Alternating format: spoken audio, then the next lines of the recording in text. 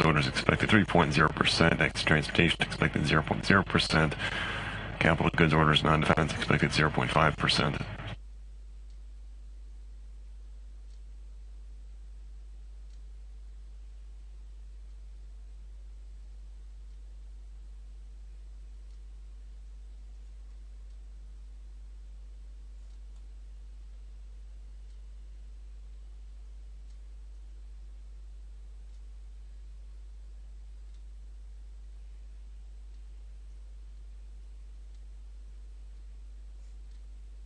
Get the durable goods data for May in the U.S. in just a few seconds.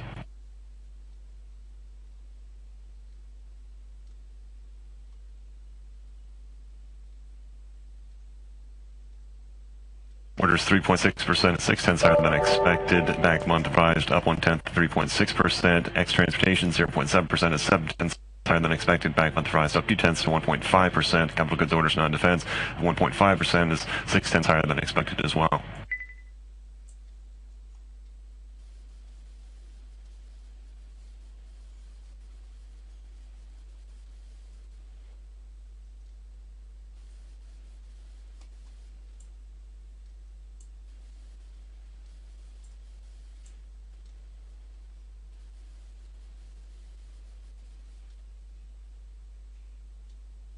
In a slightly firmer dollar following the durables data, the euro just probing above the 131 handle dollar, yen 97.65, stronger dollar. To find anything that isn't fairly likable inside this report, and it doesn't seem very much reflect. Well, you got a couple of basis points. We're back to a 254 yield in tens, which is unchanged after it dipped in the off hours under 2.5%.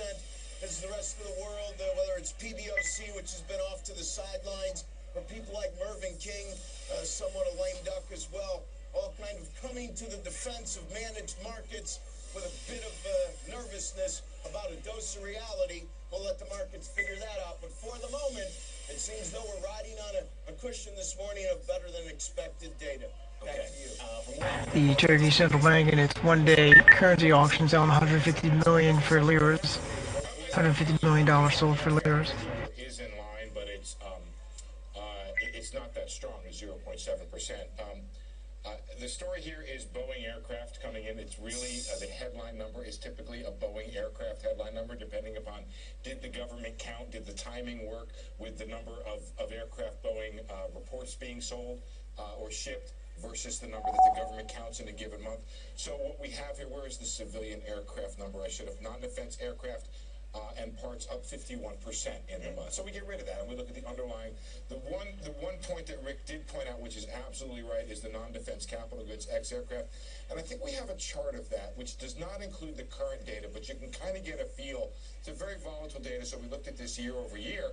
And what you see is that we had a very strong 2011 and somewhat of 12, but then it dips back down. And that's approximately, there it is, business investment. You can see it just coming up from the lows, and there are substantial questions right now about the health of the manufacturing sector.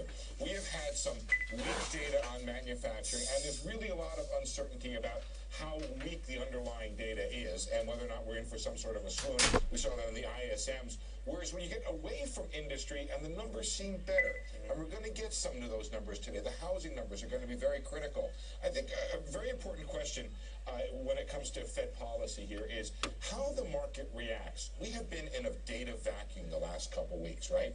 It's been all about what the Fed said, the expectations, layer in some of that China uncertainty that I don't think anybody really understands what's going on over there. And then you say, okay, now how does the market react when we get oriented towards data? Well, is good news bad news? No, I was just going to, literally, I was just going to ask you, can we finally get to a point now where good news is good news? Because the Fed has spoken. We know that the taper is coming. Yeah. Now we know what the game is going to be, so why can't we embrace good news? You know my feeling on this. I'm getting religious about this now, Scott. I believe good news is good news. I will take economic growth instead of Fed stimulus any day. I think economic growth. I think you will, but some investors. Well, I think the market is going to come around to this point of view. If interest rates are going up for the right reason, right. If the dollar is going up for the right reason, right. And if the stock market can acknowledge the fact that all of this is happening for the right reason, and again, it goes back to the discussion you put on this table yesterday on this very program as to how the market is getting it right or wrong. And in your case, you say it's getting it wrong because it's reading Fed optimism as Fed hawkishness. Right. So I think in the absence of a policy mistake, which I think is there's a legitimate fear out there that the Fed gets this wrong. It gets too tight or reacts too early. But I think that good news is good news in the absence of a Fed policy mistake. Good news, but what about the confidence level that you think all this volatility has to translate into fundamental volatility? You can't sit here and say, look at all of this happening and say that we're just going to continue on that rise that we saw in the graph of people continuing to spend their CapEx dollars in the durable space and even in the housing space. I think you do have to factor in some of this financial volatility adding into fundamental volatility because the confidence level it's the market as Linus metaphor where he's got this thing swirling around and where it creates And Draghi just commenting that exit from accommodative policy is distant. We did see comments from that earlier today from other ECB's members. The main point I was trying to make, Scott, is that the Fed, in my opinion, has not become more hawkish. The reaction function has not tightened. It's simply that they have laid out the policy. And look, part of the problem is QE works by fooling most of the people most of the time. You know, you've got to have this idea that interest rates are lower than they otherwise should be. And now the market, the bond market is the key, looking for the right level. Okay. Rick, Steve, thank you for that. Mark, sticking around. Yeah, good to see ECB member Couer from France know that the ECB exit is way off on his comments from London earlier today. Can I say Kocha-Lakota? That is actually what qualifies me to be the Fed reporter, is my ability to pronounce his name. His comments got some reaction in the markets on Monday. Qualification. He's going to be appearing at 8 a.m. Eastern Time right here on Squawk Box. All right, so will the comeback of the 10-year yield spell doom for the housing recovery and the health of the U.S. economy? Joining us now on the Squawk Newsline is Mark Faber. He is publisher of the Bloom, Boom, and Doom Report. He's also a Squawk Box market master. Mr. Faber, welcome to Squawk Box. It's nice to have you back. It's my pleasure. Thank you. What to you seems more oversold at this point in time, the 10-year Treasury note or the stock market? The stock market isn't oversold in any way, except for the next 10 days on a very short-term basis. But longer term, we're still overbought, not just in the U.S., but in many other countries as well. The 10 years is very oversold near term and intermediate term, and gold is even more oversold. So are you a buyer of bonds? I think as an investor, you need discipline and patience. And I think the best course of action is actually not to buy anything, but rather to reduce positions on a rebound. Well, so reduce positions on a rebound. So you're selling into any kind of strength that we see, even if it's momentary, you're selling right into it. That's what you're saying? No, I think the S&P could rebound to around 1630, 1640. But then what's the downside on the other side of that, assuming you're trying to get out? You're trying to get out because you think it's going to go as far down as? Well, I think the high was 1687 on May 22nd and will go down 20 to 30%. 20 to 30%. Mark, what do you think of the other Mark? We have another Mark here at the table. Mark. Well, Mark, what I want to ask you is you're there in Asia, and my view, or Highland's view on this, is that things in the emerging markets were not right before the FOMC meeting, that there were things going on in that space, a pretty big liquidation across the bond market, and we've seen it reflected in some very massive moves in certainly EM stocks and EM bonds. Can you give me your perspective on what's going on there with that market? Well, basically, for the last 6 months or so, emerging market growth has been slowing down. And I have maintained repeatedly that growth in China is not as strong as the government statistics would suggest. And it becomes more and more obvious that China has a credit bubble, and not just a small one, but a massive one. And that if the Chinese economy slows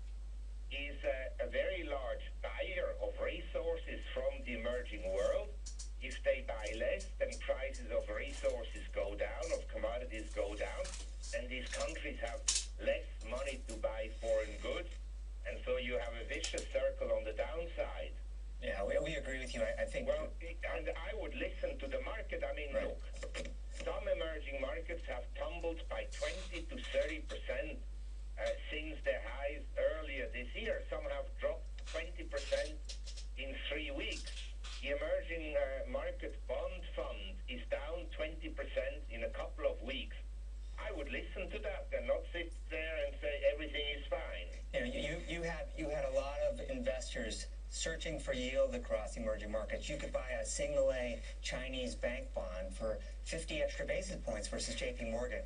And that's probably something they don't want to own right now, given what Mark just talked about. Yes. We also have to ask, why do people chase yield? Because of the brilliant central bankers' monetary policies that have kept interest rates artificially low, and many people depend on yield as well as pension funds and insurance companies. So basically, the idea of the neo-Keynesian or of Keynes is to stabilize the economy and have less economic and financial volatility. What the Fed has created already with the Nasdaq bubble, the housing bubble, and the latest bubble is more volatility than less. Mark, you say that you believe that central banks will continue to be buyers of physical gold, and therefore you're going to continue buying physical gold. What level are you looking for, and what's making up your thesis here? Well, I don't think all the central bankers will buy gold, but say the Asian central bankers that have very little exposure to physical gold, maybe just 2% of their reserve, I think they or the sovereign funds and well-to-do individuals will continue to buy it. Now, as you know, the gold price was among the best performing assets between 1999 and 2011, and since then it's performed miserably and is down more than 30%. I think we can still go lower, but I wouldn't bet on necessarily on going lower. The commercials have a very low short exposure, which would suggest that they think that the market will go up, and these are professionals. Right. Number two, if you look at commodities in general, whether it's oil, copper, or gold, or silver, the cost of production has gone up dramatically. You can't produce oil anymore at $20 or $30. The new production will cost you at least $80. Similar for copper, you can't produce copper at 60 cents a pound anymore.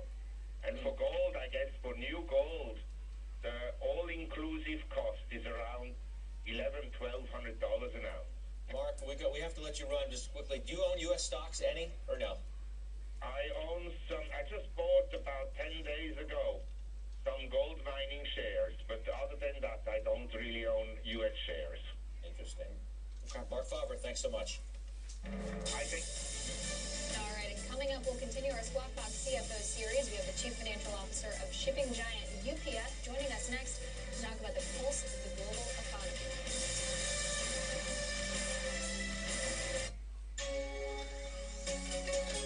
Introducing the new Fujitsu Lifebook range. Slimline design with remarkably light and stylish magnesium casing, powered by the latest Intel processors, including the V Pro series. For business, a Fujitsu Lifebook